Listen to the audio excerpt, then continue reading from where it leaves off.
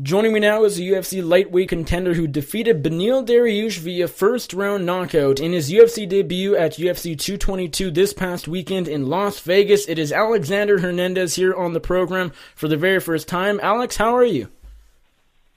Hey, doing pretty awesome, brother. How are you? I'm doing well. Thank you for asking, and thank you so much for the time. I appreciate it. Just a little less than a week out from your UFC debut victory. How has your life changed, if it has, if you think it has, within the past week? Everything's still settling in, and I'm still getting, acclimated to all the media and I guess just the build-up from the UFC. But, nothing's really changed. It's just another day at work. I got right back to the gym on Monday. I'm just still trying to catch up on sleep, man. It was crazy the week prior, and then doing everything that I have obligations for this week as far as media. Has been like 5 or 6 interviews a day and just doctor's visits to make sure that my hand was a little swollen, so getting that down and just making sure I'm on point. And then just gym time. I've just been juggling the 3 like crazy, and so it's been a little wild this week, but nothing out of the usual, nothing too overwhelming. It's been good. Well, I was going to ask you sort of answered this next question, but I was going to ask you if, doing the media, just everything going on this past week, everything literally the minute you knocked out Beneil Dariush after, whether or not it's been overwhelming, but it sounds like although you're busy and have a lot of stuff on your plate after this win, it doesn't seem too overwhelming. No, it's good, and I was ready for it. That's what was so exciting about this opportunity was, the idea of making that historic impact and knocking this guy out or finishing him and just coming completely out of the blind side like that, I was so thrilled with the thought of that, the opportunity of it, and expected, the hype to build, afterwards. So this is pretty cool, and it's kind of going as planned. And it'll start to fizzle out a little bit, and so I'm kind of just cramming everything in this week, and I've got a trip planned to Los Angeles on Sunday to do some cross-training. I actually already had it lined up before this fight happened, so, you can imagine it's going to be a little bit of a brighter trip now. But so I'm just kind of using this as a more mild recovery week, get the interviews knocked out. The next week I don't really want to be on my phone or looking at any of that crap at all, just focusing on the grind. You're clearly a confident person. We saw that, leading up to the fight for the few sort of, not interviews you did, but, obviously it was a very short notice fight. We didn't hear tons from you leading up to it, but from what we did, you seemed confident, and obviously afterwards you did as well. But did you really expect to start the number 12 lightweight in the UFC in that fashion in less than a minute? It happened a little quicker than expected, but dude, it's crazy how much mental fortitude I had, and just like I kind of reached, I feel like I'm still growing in, but mental plateaus that, people might never see in their life. And the progression that me and my team made in those 7 days is insane. Like, when the opportunity came, like I said, the thought of it all was super exciting. Partly terrifying for the moment. When I got the call, I was excited. I was, nervous. I was jubilant. I was on top of the world, but all these emotions going through my head, but anxiety with that. But then I got a grip of things the next day. Got everything together. I was more stressed about the medicals and things that had to go into it. And once I was able to focus on the fight, it was like, man, this is crazy, but this is something we can do, and we're going to get it done. But wouldn't it be crazy if I went in there and iced him? How awesome would that be? And then by midweek, it was like, no, we're doing it. This is my fight. I'm winning this fight. There's no ifs, ands, or buts about it. And then by the end of the week, the last 48 hours, I couldn't stop saying, if you guys are betting people, make sure you're putting your money on the first round, because it's not making it to a second. I'm going to finish this guy in the first round. I know it. I can feel it. That's crazy. And I stuck to it. Everything went exactly according to plan. I've broken that fight down about 1 billion times. 42 seconds. I've analyzed the hell out of it and picked myself to pieces in that fight. And it went just like we intended. It just happened a little quicker than expected. But if I didn't finish him with that left hand which is pretty freaking awesome because I'm right-handed, so I was excited about that too. But if I didn't finish him with that shot, it would have happened 10 other times in that round. I already had my will. I presume that you weren't really hesitant to take the fight, considering you were preparing for another one anyways? Exactly, yeah. The fight came on 7-day notice, but I'd already been, my weight was lined up. I'd already been training for a fight. Granted, it was a completely different opponent on a completely different promotion. You know, the level of competition, you know, elevated tenfold. But I've already been on this mental and physical wavelength of a UFC champion, and I'm doing things that, as I came to find out, a lot of these guys in the game aren't on yet, and they're not physically or mentally preparing the way I am. And so, you know, when this call came, I had no idea who the opponent was. I just know that this is the hardest weight class in the division, or at least among them, and you got to grab any opportunity you can to get in the door. And so whenever my manager was like, hey, man, UFC 222 Vegas is open up on Saturday, do you want it? My response was, fuck yes. It was an immediate, let's do this. And then afterwards, I messaged him, you know, by the way, who are we fighting? And that's whenever he threw the names out, and the thought of it was really exciting, you know? And so, yeah. And you had known who Beneil Dariush was going into the fight just because from seeing him fight probably before? Yeah, I recognize him. Truthfully, I'm really not that great about following everybody. You know, people were asking before who I want. I was like, dude, I got to kind of look at the roster. I don't even know what the hell. I don't keep up. I've got people that I like to watch and I study closely, but I'm not necessarily always spanning out for every UFC event. And so when I saw him, I immediately recognized him, but I hadn't studied him in the past, hadn't really watched him too closely. And so we pulled up some fights, but I was real careful to not overanalyze or overvalidate him. I didn't want to wear him on me. And so I watched enough to see what I needed to see, but I didn't want to look at him too much. I let my coaches do that, and then we picked the pieces that we need to really analyze and hone in on for our strategy. But I wasn't gonna spend all my day looking at him and over validating his merit or where he's at versus where I'm at. When people ask you who you want to fight next, all you got to do is say Conor McGregor, and even though it's not going to happen next month, at least you'll make the headlines. Yeah, no shit, right? I'm 12 slots away from him, so you better believe I've been thinking about that cat as long as the other top three, you know, Khabib, Ferguson, all those guys for a while now. I've never thought about, you know, who my next opponent was or you know, I need to make sure I work takedown defense or striking for this guy. I've always just thought about bettering myself at everything and just getting ready for that strap. And so, you know, I'm pretty flexible with my ass whippings. You know, we can dish it out to anybody, and I'm not really worried about it. You know, some people are kind of tossing some names around, but I'm not really too picky. I just want to make sure that I'm progressing forward. You know, so with these rankings, I want to keep moving up the ladder.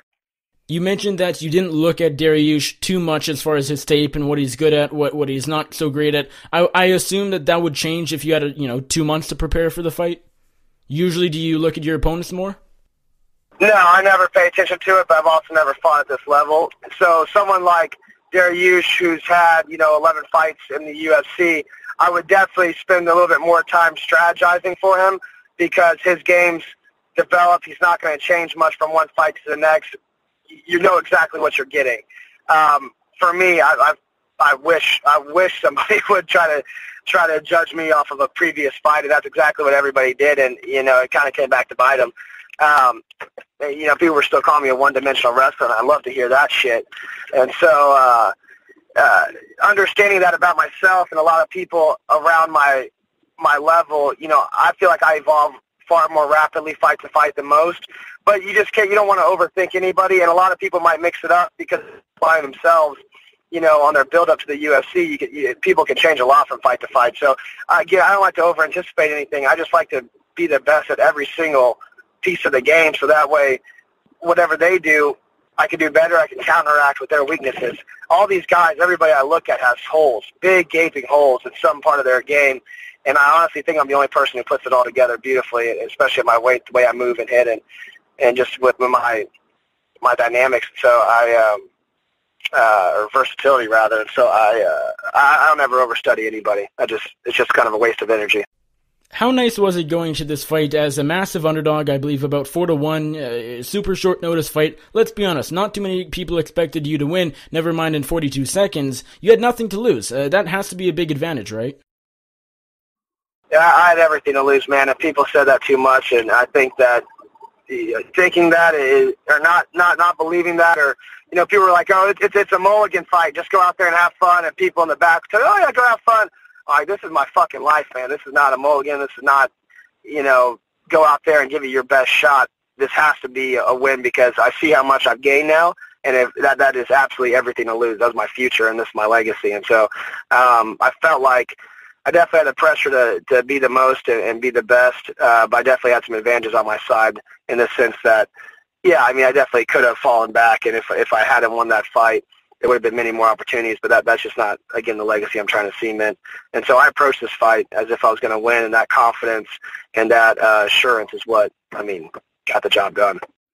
Typically, a full camp is favored over a super short notice fight like the one you had last weekend, but was it a little nice jumping into your UFC debut on super short notice just because it didn't drag on? You didn't have, media obligations going in, a month out. Nothing dragged on. It was sort of, boom, yeah. You're into the UFC and you're fighting the next day. Was it kind of nice jumping in so right when the fight was happening?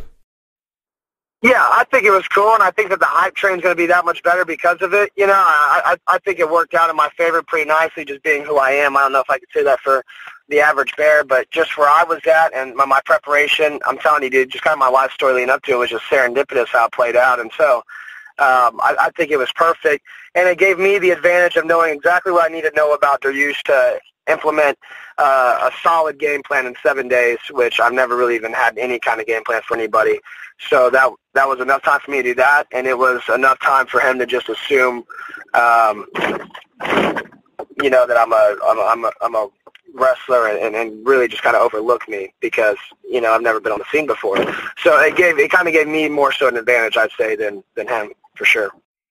And in the fight, for you anyways, it was guns a-blazing right from the opening bell. I know the fight didn't go all that long, but literally, you ran across the cage, as that, controversial sort of situation happened. But not just, not even talking about that, you were super aggressive. Was that part of the game plan to maybe throw him off a little bit?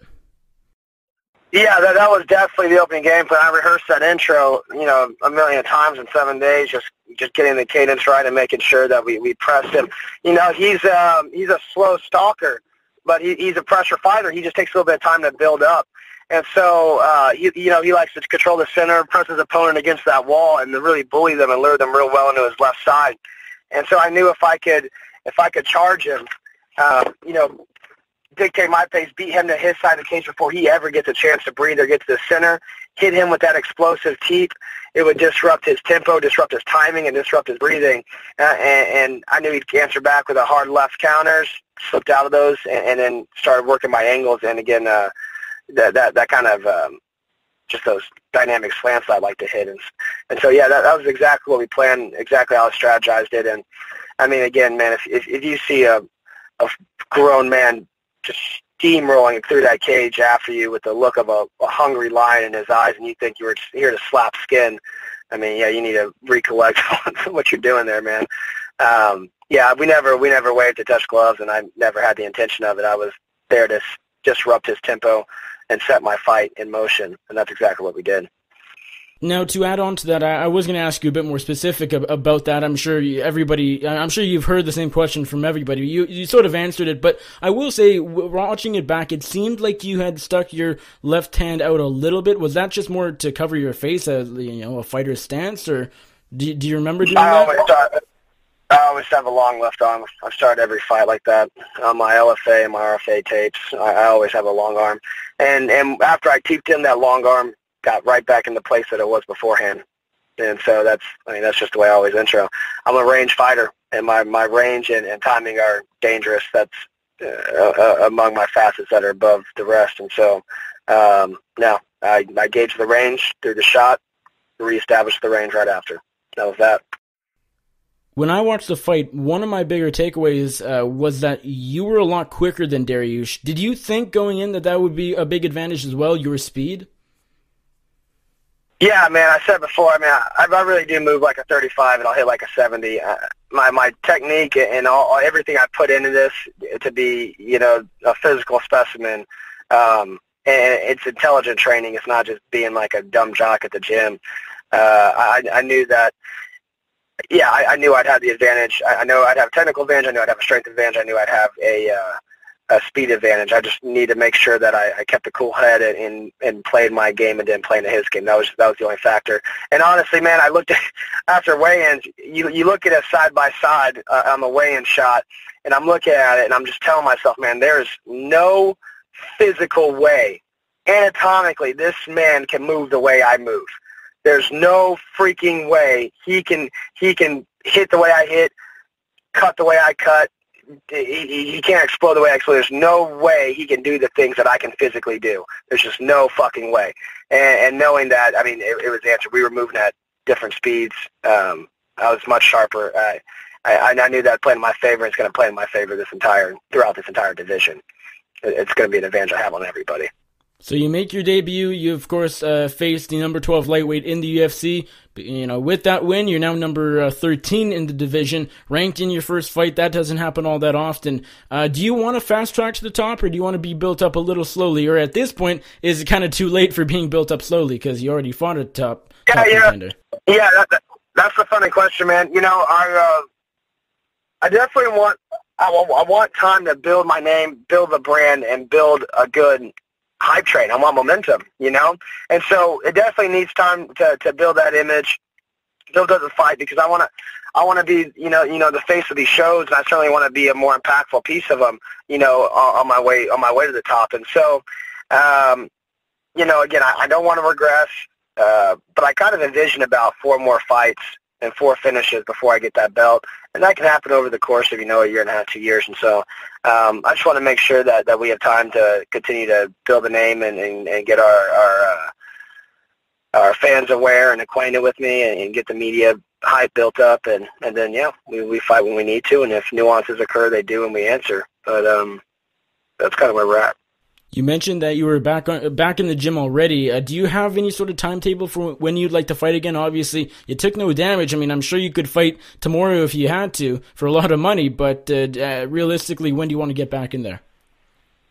Yeah. The only thing I've just been kind of taking care of this week is just my hand. I just want to make sure I didn't have a boxer's fracture or anything. It was a little swollen in the meaty portion, and so I got the x-rays and it's good. I've just been, icing and doing some compression therapy and some other work at my physician's. As far as the next fight, probably around summertime. It's already spring and they've got pretty much all their cards booked out. And I see most of the guys in the division already paired up. And so I imagine about summertime would be a good place to hit it again. So I saw that. But yeah, sorry, go ahead. No, I was going to say, like you said, I mean, I stay very active, and I'm always in fighting condition as far as my nutrition and everything. So, if we need to move quicker, we can, but I would like to probably hit it in the summer. So I saw you finally hop on the Twitter bandwagon. Yeah, I was coerced and dragged by the heels into that shit. And, it's got its ups and downs. By who? Your management or the UFC? More so the management. Management just kept pressing me forward, and they're like, just do it. And I was like, all right, man, I'll do this shit. But I've never been a huge social media guy. I don't like spending all day looking at my phone or playing with shit like that. And I understand now, you kind of have an obligation to do a bit of that. And I like Instagram. Instagram's a cool thing. You share some photos, little personality and stuff. I've never had a Twitter before, and I just kind of always thought of as a dwelling for trolls.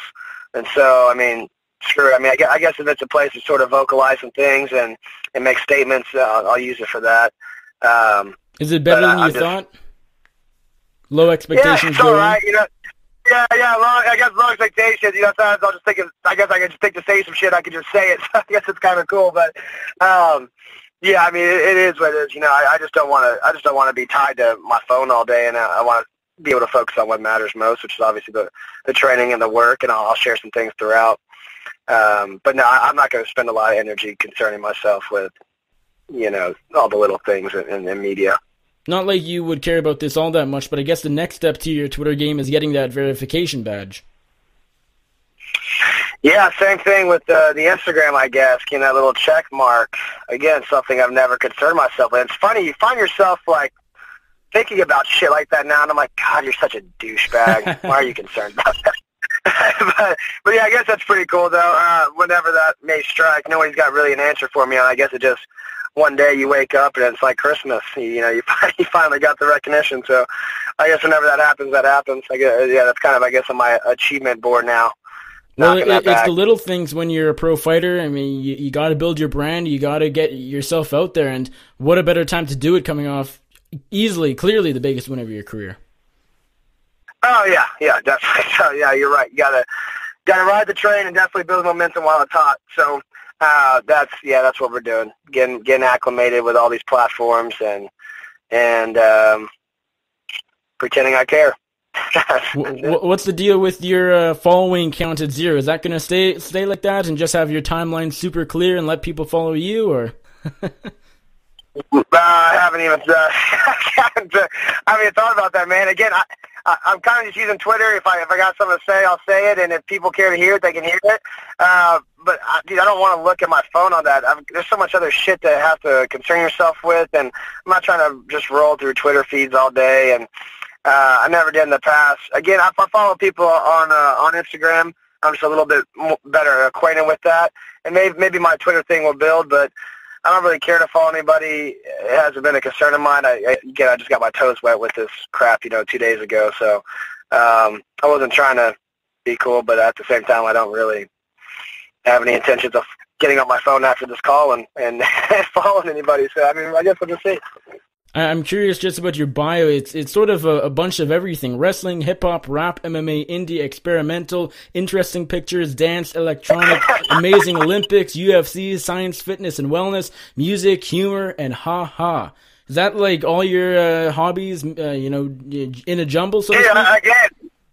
Yeah, I was like, were you just tripping your balls off when you clicked on it? I mean, bro, so again, I just had it up, and it was just kind of, warranted me to click a bunch of things. And so I was like, I'll just click some shit, and maybe I'll go back and clean it up. I just haven't, do you normally type something there, or do you just click on maybe less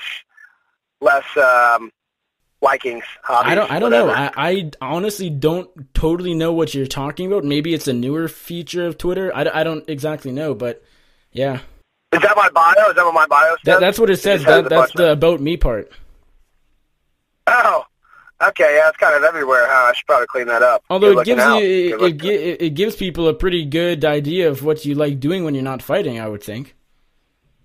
Yeah, and laughter, it seems to be the last snippet of it, so that's good. Although I got to ask you more, you have dance in there. You have interesting pictures. Do you like taking, do you like photography? Are you a dancer? Or is this just, I'm not a photographer myself, but I appreciate great art, and I think cool images are just that. They're pretty freaking cool. But dance, it's funny you say that. I'm actually looking into some classes with my coaches right now, and we're going to pick up some dance in our spare time, get a little light with our footwork. So, yeah, I guess that is something. I guess lastly on the humor, do you plan on checking out maybe, a Joe Rogan show one time? Yeah, if Jerry wants to put me on the show, you bet your ass I'm going to say yes. That would be awesome.